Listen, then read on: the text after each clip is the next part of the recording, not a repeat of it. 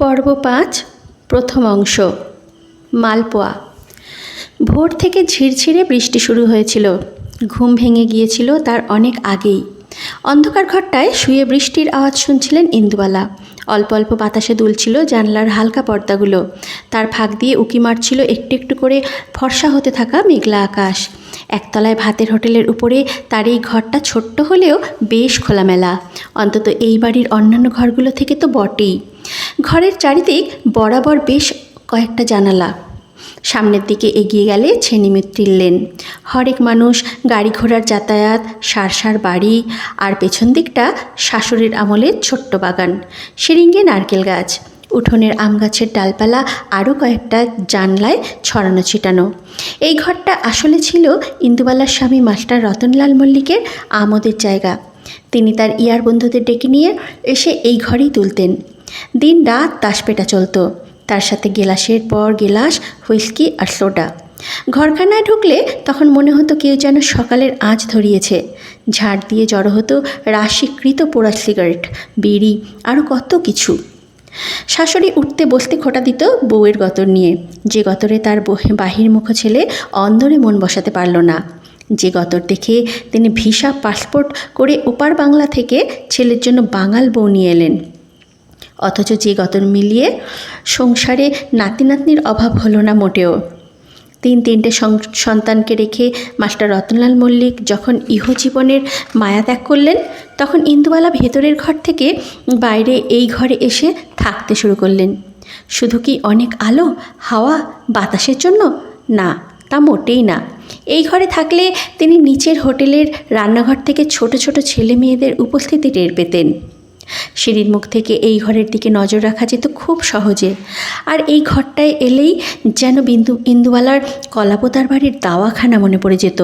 চারিদিকে সবুজের চাঁদোয়া। ইন্দুবালা পাশ ফিরলেন। এই এত বয়সেও স্মৃতিগুলো কেন এলোমেলো হয়ে যায় না? ভুলেও তো যেতে পারে মানুষ অনেক কিছু। অনেকে ভুলেও যায়, শুনেছেন তিনি। এমনকি নিজে কে ছিল, নাম কি, বাড়ির লোকজন পর্যন্ত সবাইকে ভুলে যায়। কিচ্ছু নাকি আর মনেও থাকে না রোগটা হলে। চারপাশটাকে তখন কি আরও নতুন লাগে, পুনর্জন্মের মতো? কে জানে। আয়নার সামনে এই যে নিজেকে দেখে না চেনার বিড়ম্বনা, কিংবা নতুন আমিকে চিনে নেওয়া, সেটা কি আরও যন্ত্রণাদায়ক নয়? হয়তো। কিন্তু প্রতিদিনের প্রতিক্ষণের এই স্মৃতির বোঝাটা না আরও কষ্টকর ইন্দুবালার কাছে। নিয়তিকে দোহাই দেন ইন্দুবালা, হয় ভুলিয়ে দাও, না হয় ভুলিয়ে দেওয়ার ব্যবস্থা করে দাও। অদৃষ্টকে 7 গাল পারলেও অনেক কিছু ভোলা হয় না ইন্দুবালার, ভাগ্যিস ভোলা হয় না। তাই তো আনাজের চুপড়ি থেকে, সুতোর কৌটো থেকে, ভাতের হাঁড়ির সুবাস থেকে বেরিয়ে আসে কত কত গল্প। ইন্দুবালা চোখ বন্ধ করে আবার একটু ঘুমানোর চেষ্টা করলেন। ঠাম্মা সন্ধেবেলায় আফিম খেত, ছোট ছোট কালো কালো গুলি করা থাকতো পিতলের কৌটোতে। বাবা খুলনা শহরের বড় এক আড়তদারের কাছ থেকে নিয়ে আসতেন। ফুরিয়ে আসতে থাকলেই ঠাম্মার মাথা যেত খারাপ হয়ে। এক টানা আবদার চলতো তার। ধুয়ো টেনে টেনে ঠাম্মা বলে চলতো, ও ব্রজ, নিয়ে আয় না বাবা, শেষ হয়ে গেল যে গুলি। সেই কাতর চাহনি এখনও যেন মনে পড়ে ইন্দুবালার। ঠিক মরে যাওয়া মানুষের চাহনির সাথে তার কি কোনো মিল ছিল? ছাত করে ওঠে বুকটা। শাশুড়ির কথা মনে পড়ে, স্বামীর কথাও। মৃত মানুষের চাহনি ইন্দুবালাকে তাড়িয়ে নিয়ে বেড়ায়, ঘিরে ধরে এক বৃষ্টি ভেজা সকালে। মুকুলে ভরা আম গাছের তলায় শোয়ানো হয়েছিল দাদুকে। বসন্তের আগমনের আগাম জানান দিচ্ছিল 2-1 কোকিল দূরের কোনো গাছগাছালির শাখায় বসে। ইন্দুবালা তখন খুব ছোট।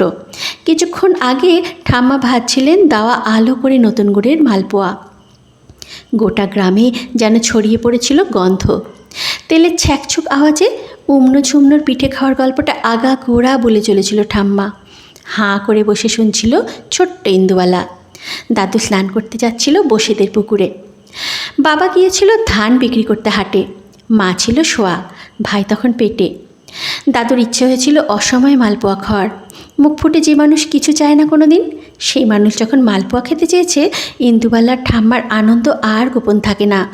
নিজেই গম পিষিয়ে নতুন আটা বের করেছেন জাতি ঘুরিয়ে, চাল কুটেছেন ঢেকিতে, বেটেছেন শিলনোড়ায় মিহি করে, নতুন গুড়ের হালকা একটা রস করেছেন।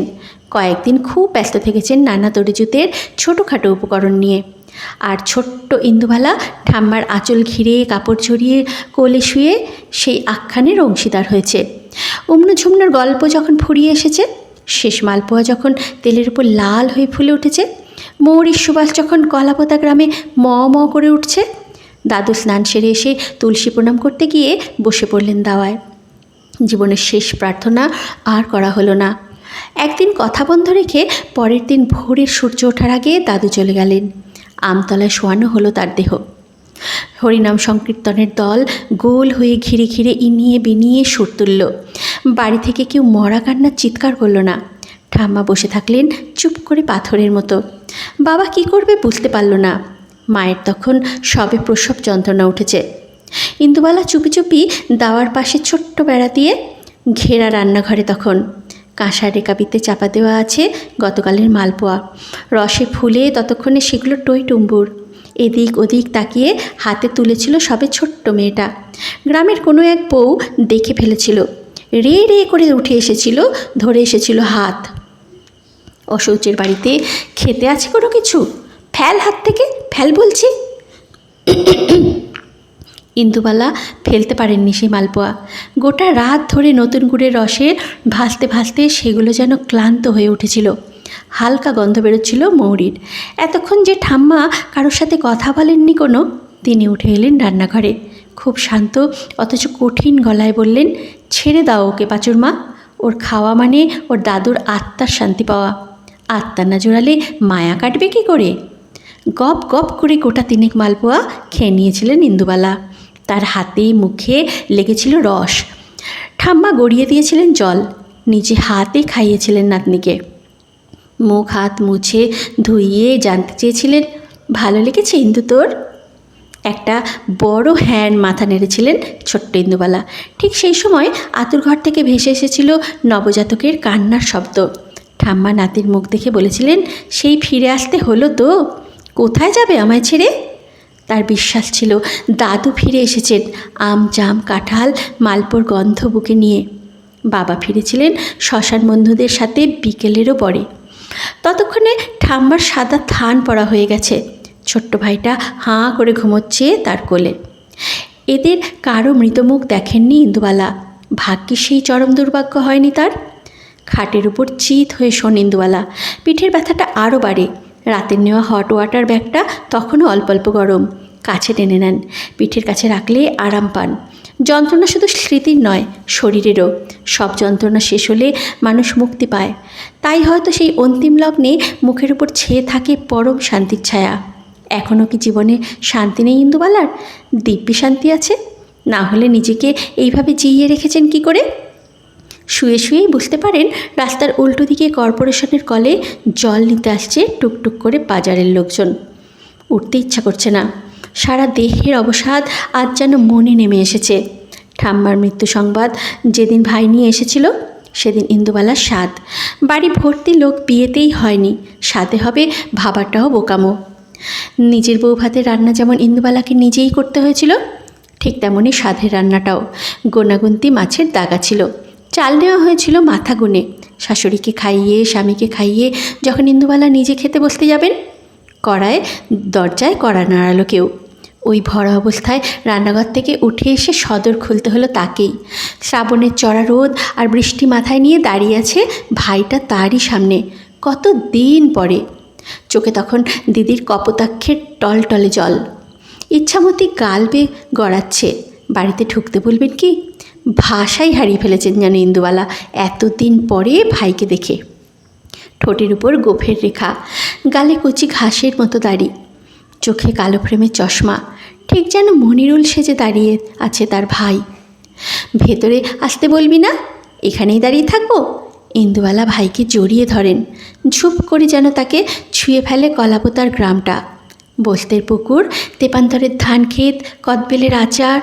আর ভাই দেখে তার দিদি আরও সুন্দর হয়েছে। গা থেকে খসে আছে অজ গায়ের পুরনো চাদর। নতুন মা হবার যাবতীয় সব কিছু যেন গা থেকে তেড়ে ফুঁড়ে বের হয়ে আসছে তার। ঠিক এই সময় তো ইন্দুবালার থাকা উচিত ছিল গ্রামে। ঠাম্মা কি খুশি হতো। উঠোন ভরে উঠত আচারের বয়ামে। মা বিশালাক্ষী তলায় পুজো দিত।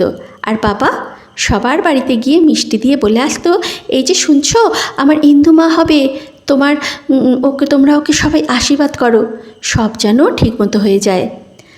নাতনির সন্তান দেখার আশায় ঠাম্মা ছিলেন না। এত সৌভাগ্য তার কপালে জুটবে না সেটা হয়তো আন্দাজ করতে পেরেছিলেন। তিনি শুধু চেয়েছিলেন তার এই শেষ শয্যায় মেয়েটা এসে একটু বসুক। বাবা চিঠি দিয়েছিলেন বেশ কয়েকটা, নিজেই আসতে পারতেন মেয়েকে নিয়ে যাওয়ার জন্য, কিন্তু তার শরীরটা তখন ভালো নয়। ভাইটা পরীক্ষা দিচ্ছে, তার পক্ষে আসাও সম্ভব ছিল না। প্রত্যেকটা চিঠি আসার পরেই ইন্দুবালার শাশুড়ি মুখ ভার করে থাকতেন, এই বুঝি তার ছেলেকে ফুসলে নিয়ে বাপের বাড়ি চলে যায় বউ। কিন্তু সেই আশার আগুনে জল পড়ত বাড়ি বাড়ি। ছেলে দুদিন পর পর যাও বা বাড়ি ফিরত, কুম্ভকর্ণের মতন ঘুমিয়ে কাটিয়ে দিত সারাদিন। শাশুড়ির তখন ছেলেকে খাওয়ানোর ধুম লেগে যেত। ইন্দুবালাকে উনুনের সামনে বসিয়ে ফিরিস্তি মতো এটা সেটা রান্না করিয়ে দিতেন। ছেলেও তখন দিনগত ঘুমিয়ে রাশিকৃত গিলে পাউডার সেন্ট মেখে বউয়ের গা থেকে যে কোনো একটা গয়না খুলে নিয়ে বেরিয়ে পড়ত। সেই যে বেরোতো, টাকা না ফোরানো পর্যন্ত বাড়ি ফিরত না। ছেলে না ফিরলে শাশুড়ির কাজও যেত কমে। একমাত্র বসে বসে দুশ্চিন্তা করা ছাড়া তখন তো আর কিছু করার থাকতো না। এমনকি নাতিগুলো কি খেয়েছে না খেয়েছে সেসব দিকেও নজর থাকতো না তার। চালে ডালে ফুটিয়ে চলে যেত সংসার। কোনো কোনো দিন লক্ষ্মী এলে মাছ জুটত বাচ্চাদের পাতে। এই সময় ইন্দুবালা সংসারের কাজ থেকে একটু অবসর পেলেই চিঠিগুলো চোখের সামনে নিয়ে বসে থাকতেন। অক্ষরগুলোর গায়ে হাত বোলালে মানুষগুলোকে স্পর্শ করছেন বলে মনে হতো। কত কত রাত যে জেগে কাটিয়েছেন একা একা, ছোট ছোট ছেলে মেয়েগুলোকে নিয়ে সঙ্গে থেকেছে তো এই স্মৃতি। মনে মনে বনে চলেছেন সেই কবে থেকে এক নকশিকাথা। যতই অতীতকে গাল পারুক না কেন, সেই নকশিকাথার নিজেকে জড়ালে চারপাশে না থাকা মানুষগুলোর ওম পেয়েছেন ইন্দুবালা, ঠিক এখন যেমন পাচ্ছেন হট ওয়াটার ব্যাগের।